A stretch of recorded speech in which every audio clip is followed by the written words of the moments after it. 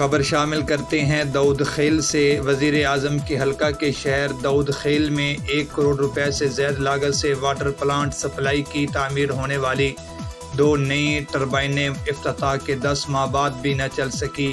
ماہ رمضان کے مقدس مہینے میں شہری پینے کے صاف پانی کی بوند بوند کو ترس گئے۔ مزید جانتے ہیں اپنے نمائندہ تنویر عابد کی اس رپورٹ میں۔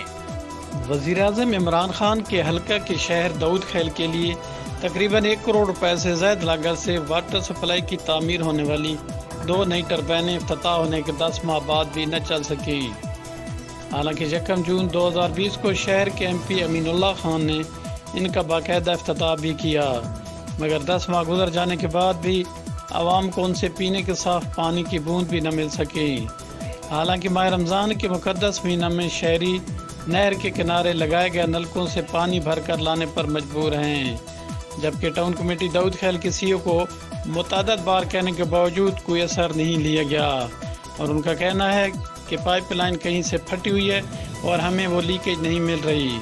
شہری کا کہنا ہے کہ واٹر سپلائی ٹربائنوں سے عوام کو پانی میسر نہیں، لیکن جب شہری برتھ یا ڈیتھ سرٹیفکیٹ وغیرہ لینے جائیں تو ان کو کہا جاتا ہے کہ پہلے پانی کے بقایا اجات جمع کراؤ پھر سرٹیفکیٹ لے جاؤ۔